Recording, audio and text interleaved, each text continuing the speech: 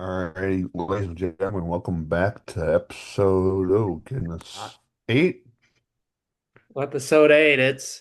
We're getting there. We're making progress. Wowza. We got a good looking episode for you guys here today. Some more stuff going on that we'll hop into well, should we just get her going here? Dalton football season has officially started. We have the Chargers officially reporting for training camp, and the birds are singing, and we're enjoying life.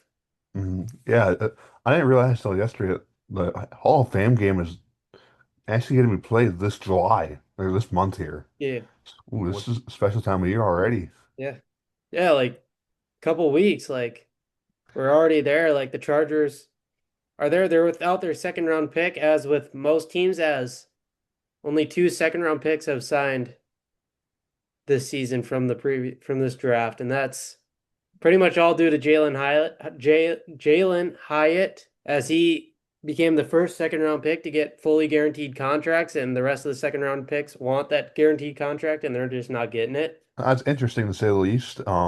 Still, we've never even really heard of, NFL draft picks wanting all this guaranteed money and stuff like that. It's interesting how one group of players starts doing it, and all of a sudden it just becomes a chain effect. And it's super interesting for me. Growing up, second round picks were always, all right, we're second round picks, we're getting good money, let's just get the deal signed and ready to go. Well, now you're negotiating a lot more, and kind of interesting. Yeah, for sure. And like the Texans kind of screwed themselves too, because they also have another second round pick that they just can't sign now because they he wants guaranteed money.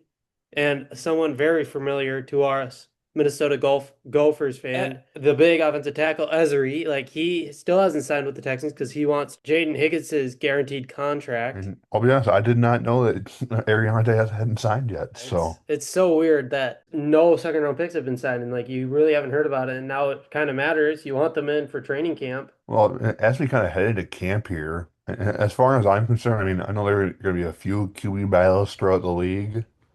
I mean, is there any really that you're going to be looking or watching pretty closely? Like, people could say the Vikings will have one. I mean, I think we all know well that it's JJ McCourty's job to lose and stuff like that. So is there any, I mean, other QB battles throughout the league that could be up for grabs here?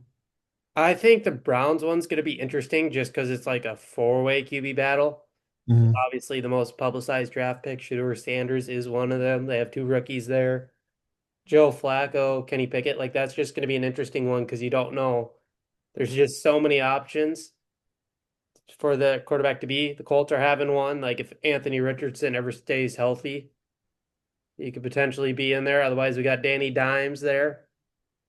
Like, and it's so funny, like, teams that are struggling don't have their solidified quarterback. Mhm. I'm sure that's just a coincidence. Right. Yeah, and as I look at the fall camp, for the Vikings, and I guess I haven't looked too much into position battles for it. But it seems like, I mean, everything's kind of seems like everything's settled almost going in. I mean, like I said, we know JJ is probably gonna be the guy at QB, Aaron Jones at running back. Obviously, a very loaded wide receivers room, two very good tight ends. Offensive line's gonna be very solid, especially with Christian Darrisaw coming back here off injury. And defensive line gonna be solid. I mean, Blake Cashman's due for another big year, I have a feeling. And Hitman in the secondary, I mean, he's getting up there in age, but we love him. And so I mean, no, I mean, real surprises for position battles as far as I'm concerned. But what do you think here?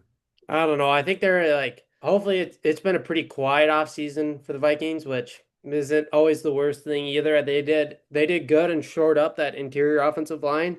So hopefully they get a good cohesiveness going during training camp and are ready to go week one. Hopefully Darisaw is back by week one. I've heard mixed reports on that. He's someone you'd love to have in the room, like on the field practicing, and then playing that Monday Night Football game against the Bears. You kind of said it there best. I mean, it has been a uniquely quiet offseason for the Vikings, which we'll take just because we address some needs, and I mean we haven't been going out and signing these top dollar guys, which is unique in a way, but and we still have Justin Jefferson and TJ Hawkinson and Aaron Jones and yeah, a young JJ McCarthy here. So Yeah, that's kind of been the staple with Kwesi is you have kind of these quieter off seasons, like signed a few bit free agents and then have them fill a role. Hopefully they turn into Andrew Van Ginkels and have